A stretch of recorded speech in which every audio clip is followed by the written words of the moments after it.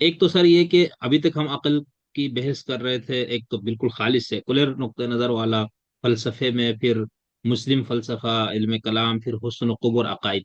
एक और चीज सर, जब हम उसूल फिक्र में आते हैं तो वहां पर हम अहले सुन्नत के यहाँ कयास सोर्स ऑफ शरिया के तौर पर देखते हैं। और अहले तशय्युअ उसूली, यानी उनके यहाँ जो अखबारी वो तो इसको नहीं लेते, लेकिन जो उसूली है उनके यहाँ जो है वो अकल को कहते हैं सोर्स ऑफ शरिया है, यानी अकाइद वाला और हुस्न और क़ुव्वत से हट के जो हम फुरुआत दीन जिसको हम कहते हैं, या जुजियात के उसमें।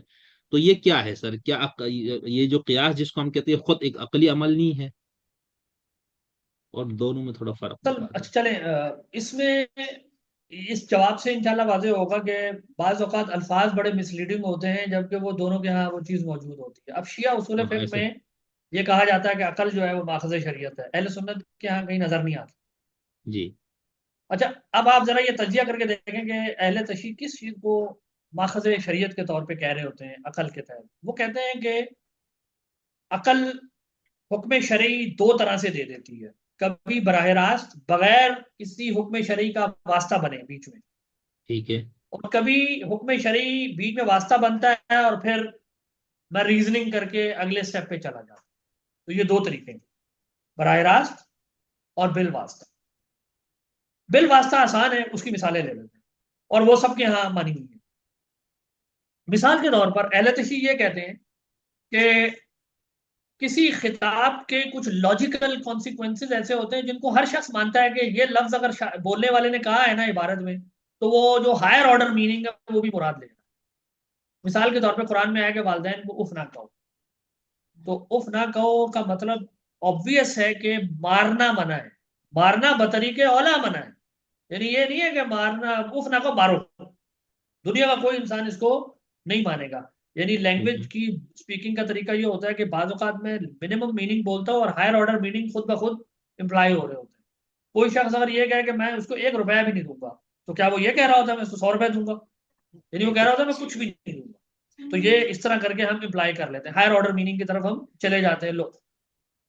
इसको अहले तशरीह कहते हैं कि ये अक्ल के जरिए एक ऐसा हुक्म शरई मालूम हुआ है जो अगर के नस के अंदर तो मौजूद नहीं है, लेकिन अकली इस्तदलाल से ठीक है। मालूम हुआ। लेकिन यहाँ अकली इस्तदलाल पहले टकराया एक हुक्म शरई से जो नस में साबित है, और उसके बाद वो गया एक और हुक्म की तरफ जो नस में मजकूर नहीं है।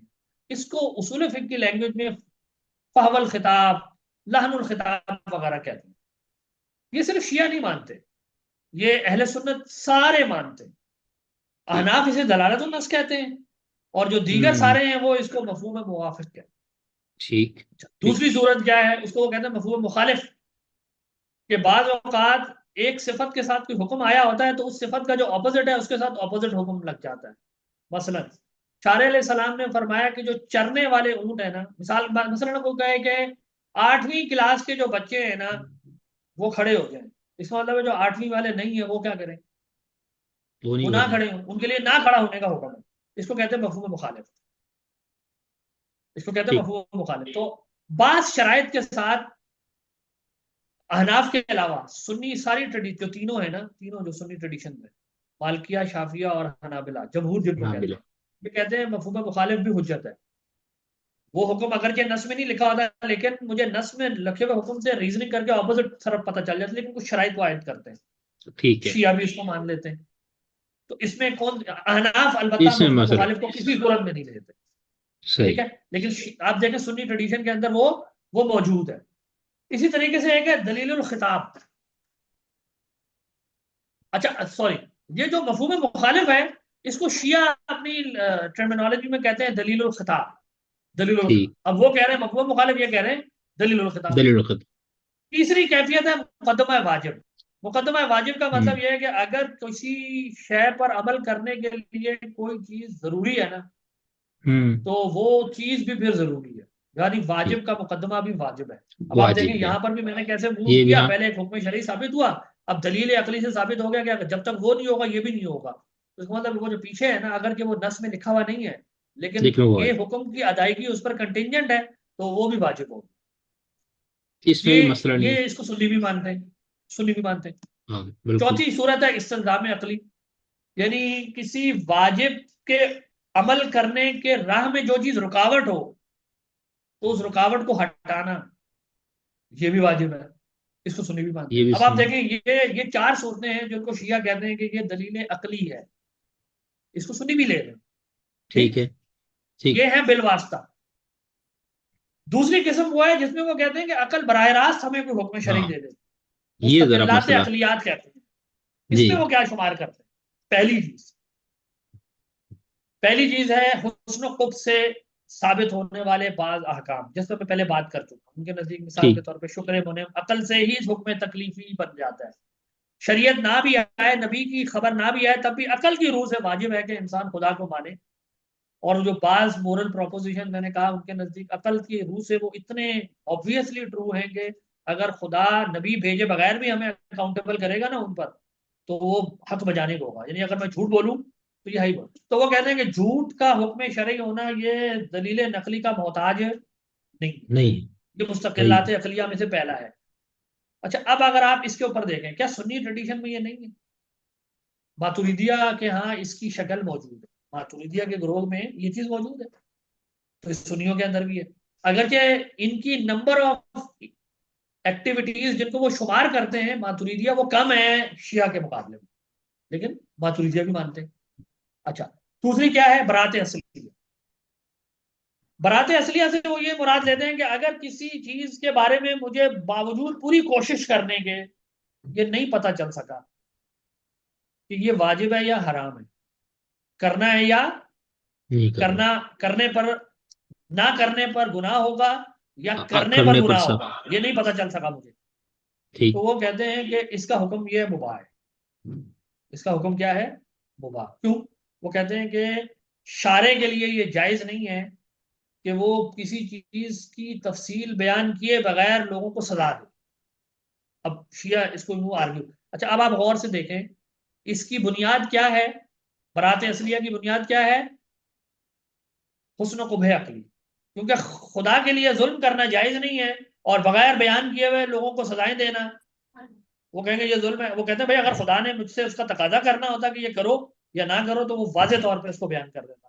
नहीं मिला, इसका मतलब है मैं जब तक नहीं मिलेगा मैं यही फर्ज करूंगा कि इसका कोई हुक्म नहीं है, ये मुबाह है, कर लो। तीसरी ठीक। चीज वो कहते हैं वो है तमस्सुक बिआदम दलील। यानी बाज वो कहते हैं मसाइल ऐसे हैं कि जिनका जो इस बात का तकाजा करते हैं कि उसकी दलील मशहूर हो, खुफिया ना हो, मशहूर दलील होनी चाहिए। पब्लिक डोमेन की वो चीज थी। लेकिन अगर ठीक। पब्लिक डोमेन लेवल की कोई दलील नहीं मिली, इसका मतलब है वो मुबाह है, वो दलील गोया है ही नहीं, वो काम करना गोया जायज है, वो वाजिब और फर्ज या हराम नहीं है। इसी तरीके से उनका एक एक दलील वो है जिसको वो कहते हैं इस्तिसाबुल हाल, कि अगर किसी हुक्म का पहले कोई किसी चीज का कोई हुक्म पहले साबित हुआ और बाद में मुझे शक हो गया उस पर, तो शक से यकीन जाहिल नहीं होगा, वो पुराना वाला हुक्म बरकरार रहेगा। मसलन जैसे अगर मैंने पहले वजू किया और बाद में मुझे शक पड़ गया कि यार पता नहीं टूट तो नहीं गया, लेकिन इस बात का यकीन है कि किया है, और शक इसमें पड़ा है कि टूट तो नहीं गया, तो शक से नहीं, बस हम ये कहेंगे कि वो पुराना हुक्म अब भी है, मेरा वजू है। इस्तिसाबुल हाल, सही। ये नहीं एक आसान शक। अब ये वो चार पांच सूरतें हैं जिनको अहले तशरीह कहते हैं ये अकल, मुस्तकिल अकल से ये साबित हो रही। इसमें से सिर्फ बरात असलिया एक ऐसी चीज है जिसको सुन्नी इस तौर पर नहीं लेते। और वो क्यों नहीं लेते? वो बहुत आसान है। देखिए, सुन्नी फ्रेमवर्क में क्यास जायज है। ये जो इल्लत हम्म। मुकर्रर करके हुक्म आगे फैलाया जाता है, जी। इमामिया इसको नहीं लेते। नहीं लेता। इमामिया इसको नहीं लेते, सुन्नी लेते। अब आप देखें, सुन्नियों का तरीका यह है कि वो हुक्म जहां मुझे बराह रास्त वजूब या हुर्मत का हुक्म नहीं मिला, मैं क्या करूंगा? मैं क्यास करूंगा। मैं क्या करूंगा? क्यास करके प्रयास बिल्कुल। किसी चीज के हुक्म को आगे फैला दूंगा। शिया क्यास करने के कायल नहीं है, तो वो क्या करेंगे? अब हुक्म नहीं मिल रहा, क्या करें? तो उन्होंने उन्होंने गैप फिल हम्म। करना है ना, उस चीज बिल्कुल का बिल्कुल। कोई तो हुक्म मुकर्रर करना है शरीयत का, वो कहते हैं ये मुबाह है, सही है। वो मुबाह का हुक्म जारी कर देते हैं। ये शियों का नहीं, इब्ने हजम को आप पढ़ें, क्योंकि वो भी क्यास के कायल नहीं है। तो जो नहीं। कायदीन क्यास नहीं होते वो बरात असलिया के प्रिंसिपल को बहुत ज्यादा वसी कैनवस के ऊपर अप्लाई करते हैं। और जो सही। कायदीन क्यास होते हैं वो कहते हैं नहीं, इल्लत मुकर्रर करो, मकसद मुकर्रर करो, और फिर उसके बाद हुक्म को फैला दो, इस चीज के हुक्म, वो इस तरह उसूल बना लेते हैं। तो सही। अब ये कहना कि शिया तो अकल को हुज्जत मानते हैं हुक्म शरई निकालने में, और सुन्नी नहीं मानते। मेरे ख्याल में ये सिर्फ अल्फाज के साथ प्ले अराउंड करना है, वरना अकल बतौर माखज़ शरीयत में जो चीजें वो बतौर अकल मुराद लेते हैं शिया, उसकी बहुत बड़ी अक्सरियत सुन्नी मुराद लेते हैं, नाम दूसरे हम्म। इस्तेमाल करते हैं, उसको वो अकल के तहत नहीं रखते। सही। और बल्कि मैं तो बल्कि यूं भी कहूंगा कि सुन्नी ज्यादा प्रो अकल है, वो क्यास को हुज्जत मान के ज्यादा प्रो अकल, वो इल्लत सही। मुकर्रर करके वो कहते हैं हुक्म आगे फैला लो। शिया कहते हैं हम हाँ। ये नहीं करेंगे। तो ये सिर्फ मतलब एक लफ्जी बात है कि शियों के यहाँ तो अकल हुज्जत है और सुन्नियों के यहाँ नहीं। सही। इस पर लेकिन चूंकि गौर करने की जरूरत है सही, इस बात बहुत सही। लेकिन चूंकि उसूल फिक्र में हम ना, जैसे आपके यहाँ सुन्नियों के यहाँ कुरान हदीस या सुन्नत और क़ियास और इजमा, और अहले तशय्युअ के यहाँ कुरान सुन्नत और अकल फिर इजमा ले आता, तो इसलिए ना कि वहां पर बाकायदा उन्होंने लफ्ज अकल को रख दिया, तो शायद उस वजह से वो। लेकिन मैं अभी वही चूंकि कह मेरा रहा हूँ कि सवाल है। अकल के नाम पर वो जिस हम्म, चीज को रख रहे हैं वो सारी चीजें सुन्नी ले रहे हैं सुन्नी है, तकरीबन। बिल्कुल। बिल्कुल। लेकिन वो नाम वो नहीं रख रहे, वो कहते हैं ये इस्तेमाल के तरीके हैं, इनको अलग से मम्बा बनाने की जरूरत ही कोई नहीं। और जो कियास सुन्नी कर रहे हैं, आप कह रहे हो वो उधर वो दूसरे नाम से उन्होंने वो ले लिया, ऐसा नहीं, अहले तशरीह क्यास कर ही नहीं रहे। नहीं कर वो रहे ना कहते वो। हैं हम आप नहीं कह रहे करते। कि वो बरात असलिया के उसूल को ले, तो आप ये कह रहे कि वो गैप तो यहाँ से फिल कर रहे हैं ना, जो कियास हाँ, वाला, यानी ये मैं सुन्नी आप। ट्रेडिशन के अंदर आकाम फैलाने के लिए जो क्यास का उसूल है, जी। अहले जी। तशरीह के यहाँ वो बरात असलिया से फेल होता है। बरात है जी। तो ये मैं ठीक। ठीक। जय सर, बहुत जबरदस्त। ये तो आपने मतलब वो कुरान में वो जो आता है ना, मा समीन हाजा फी अवलिन अव्वलीन तो जिस चलो, बहुत खूबसूरती से शुक्रिया जी आपने इस आपका। फर्क को कितना उससे बताया, मैंने काफी इस पे चीजें पढ़ने की भी सुनने की हुई, लेकिन इस अंदाज से ना एक एक जुज के साथ माशाल्लाह, अल्लाह आपकी इल्म और उसमें फिक्र में इजाफा बरकत फरमाए। सर आपने जैसे अभी कियास में आपने इल्लत की बात की, बस ये मेरा आखिरी सवाल मैं इस पे करूंगा, है तो कई और सवाल, लेकिन वो किसी और के लिए, बहुत टाइम मैंने आपसे लिया। ये जो अहकाम की इल्लतें बयान करते हैं हमारे यहाँ, और ये जो कहा जाता है कि हर हुक्म शरी की जो है ना कोई इल्लत होती है, और फिर इसकी बुनियाद पे फिर हमारे यहाँ मकासिद शरिया और इसकी पूरा एक इल्म वजूद में आ चुका है, तो ये जो अहकाम की इल्लतें हैं, क्या इसके खुदा का और रसूल का बताना जरूरी है, या इसको आप अकल से कर सकते हो? अगर आप अकल से कर सकते हो तो फिर इसकी क्या पैमाना होगा? यहाँ तो हर शख्स अपने हिसाब से हिकमतें और इल्लतें बयान करता जाएगा, फिर मैंने देखा कई अजीब गरीब चीजें भी सामने आती है। इमाम गजाली ने इस सवाल को बहुत तफसील से एड्रेस किया है, अपनी किताब है उनकी असासुल क़ियास। वो इसी इसी ठीक। सवाल का जवाब है कि भाई ये क्यास क्या अपनी तरफ से बना लेते हैं बैठ के। हम्म। वो इस बात को बिल्कुल वाजे करते हैं कि क्यास, इल्लतें, इल्लत। हाँ, क्यास करने के लिए इल्लत मुकर्रर की जाती है ना, यानी जो जी। क्यासी हुक्म जी। होता है वो तौकीफ जी। जी। होता है। जी। पहली बात वो ये वाजे जी। करते हैं। अब सवाल ये पैदा हो रहा है कि मैं एक नोन केस से अननोन केस की तरफ जाता कैसे हूं, इल्लत कैसे मुकर्रर होती है। तो उसमें उन्होंने कई तरीके वाजे फरमाए हैं। वो कहते हैं कि मतलब कुछ लुग़वी हैं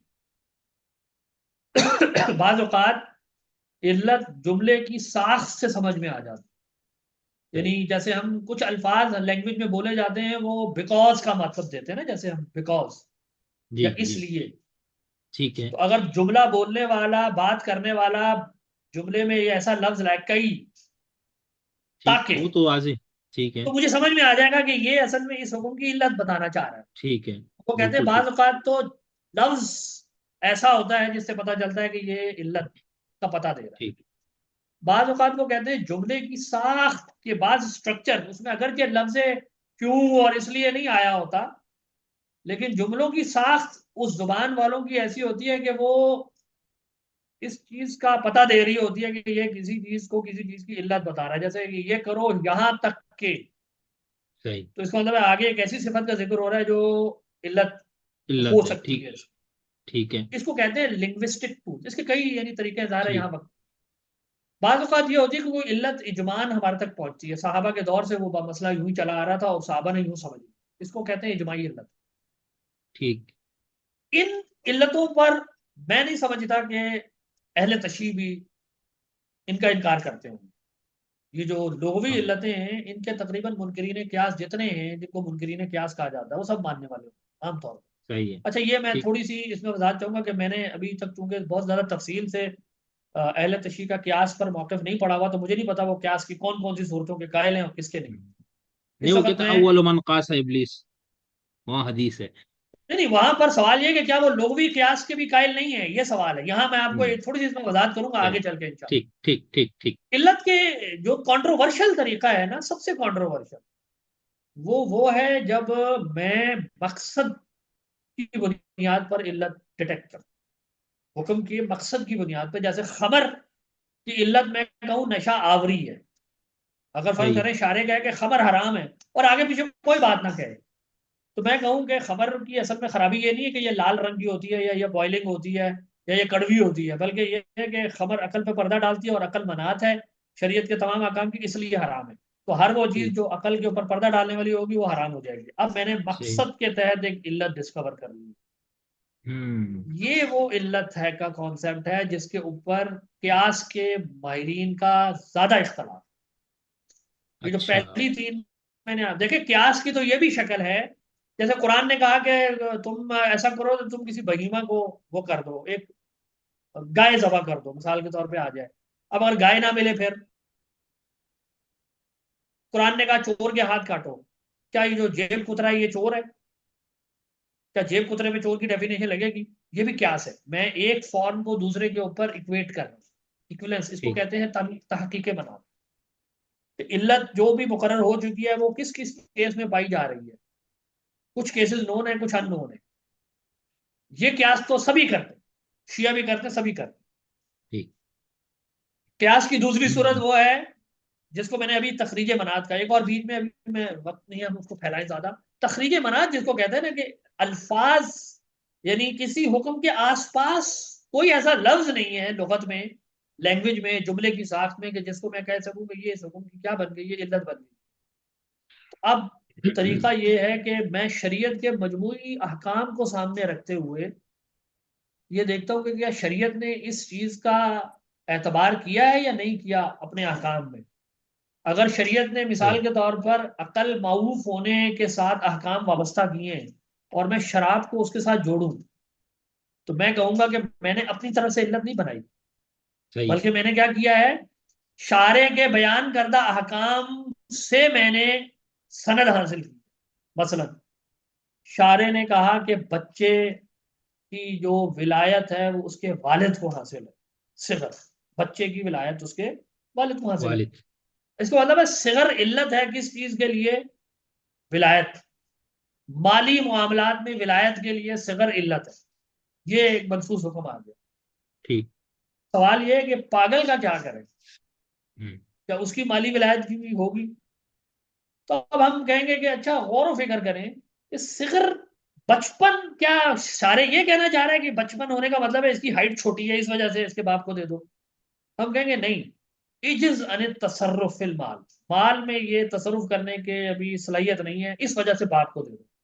तो पागल के अंदर भी यही है, तो लिहाजा पागल को, पागल की भी विलायत आगे किसी को चला दिया। तो अब मैं कहूंगा कि शारे ने आजिजी, माल में तसर्रुफ करने से जो आजिजी है इसका एतबार किया है विलायत के हुक्म के अंदर कि वो किसी और को सुपुर्द कर दी जाए। तो इसका एतबार पागल के लिए भी किया जाए तो अपनी तरफ से नहीं बनाई, बल्कि माल की हिफाजत शरीयत का मकसद है। तो माल की जो अल्टीमेट हिफाजत का मकसद है वहां से एक रे आ रही है, यूं समझ लें, और वो इज्ज अन तसर्रुफ माल को सपोर्ट दे रही है, ये अपनी तरफ से नहीं बनाई। तो वो जो कहते हैं ना कि शरीयत के 5 मकासद हैं, ये वो हम्म। ब्रॉड मकासद हैं जिससे मैं अपनी इल्लतों की तौजीह हासिल करता हूँ। ये इस पर हमारा एक मकाला है बड़ा तफसील से, वो आप चाहें तो उसको पढ़ सकते हैं। लोग इसका आजकल अजीब है, वो मजाक कहते हैं मकासद बना लिया इसकी तो जरूरत ही नहीं है। तो मैं ऐसे लोगों, और वो क्यास भी करते हैं, मैं उनसे कहता हूँ तुम बगैर, इमाम गजाली कहते हैं बगैर मकसद के क्यास हो ही नहीं सकता। हम्म। यानी वो मिसाल यूं दे रहे होंगे कि ये जो सोना है ना, सोने के ऊपर जो जक़ात लगने की इल्लत ये है, वजह इसकी माना और हकीकत ये है कि ये ना माल है। भाई हम कहते हैं ये आपने कैसे मुकर्रर कर दिया? सोने के अंदर तो कई प्रॉपर्टी है, मसलन सोना जमीन से निकलता है। अब कोई कह हम्म। सकता है ज़कात असल में सोने पे इसलिए क्योंकि जमीन से निकलती है, तो जो चीज जमीन से नहीं निकल रही उस पर नहीं होगी। या कोई कहे ये पीला होता है, तो जो पीला होगा उस पर ज़कात होगी। अब आप कह रहे हैं नहीं नहीं नहीं नहीं, ये नहीं है, तो कैसे पता लगाया आपने कि ये माल होना वो सिफत है सोने की जिसकी वजह से ज़कात है? तो अब आप सोने के अंदर से ये जो आपने इल्लत एब्स्ट्रैक्ट की है हुक्म के लिए, माल होना, ये मकसद की बुनियाद पर है ना। हम्म, इसका क्या जवाब है? आप कहेंगे शरीयत माल को तहफुज देना चाहती। तो शरीयत के मजमूई अहकाम से हमें मालूम हो गया कि 5 मकासद का शरीयत तहफुज करना चाहती है। इस अम्ब्रेला के तहत जब मैं इल्लत मकसद के तहत बनाऊंगा तो वो भी जायज होंगी, और वो अपनी तरफ से नहीं बनाएंगी, शरीयत के अहकाम देख कर बनाएंगी। सही मैं वाजे सही। कर पा रहा हूँ बात को, ये अपनी तरफ से नहीं बनाएंगी। नहीं। तो इसमें बस एहतियात की, इसमें यानी कई मनाहिज हैं, यानी हनफियों का तरीका अलग है, शवाफे का तरीका अलग है। और एहतियात ये करनी चाहिए कि मकसदी इल्लत ऐसी ना बनाई जाए जिससे मनसूस अहकाम जो है वो मुअत्तल हो। सही। लेकिन इल्लत सर आप ऐसे ना बनाए जाए कि हुक्म ही खत्म हो जाए। बिल्कुल। लेकिन सर आप क्या आप ये मानते हैं कि हर हुक्म शरी उसके अंदर कोई ना कोई इल्लत होती है? आप ये मानते हैं? यानी ऐसा नहीं हो सकता कि बिल्कुल मतलब इन बगैर इल्लत प्रिंसिपल के ये भी बात कोई। ठीक है कि शरीयत का हर हर हुक्म के अंदर कोई ना कोई हिकमत बनी, माना कि बंदों के किसी न किसी फायदे के लिए शारे ने अहकाम नाजिल किए हैं। ये बात ठीक है, सही। कोई बंदों का फायदा होता है। अशरी इसको यूं कहेगा कि खुदा पर वाजिब तो नहीं है लेकिन एहसानन अल्लाह ताला ने किया। मोतजली यूं कहेगा कि चूंकि खुदा हकीम है लिहाजा उसके लिए वाजिब है कि वो ऐसा ही काम करे जिसमें बंदे का फायदा हो।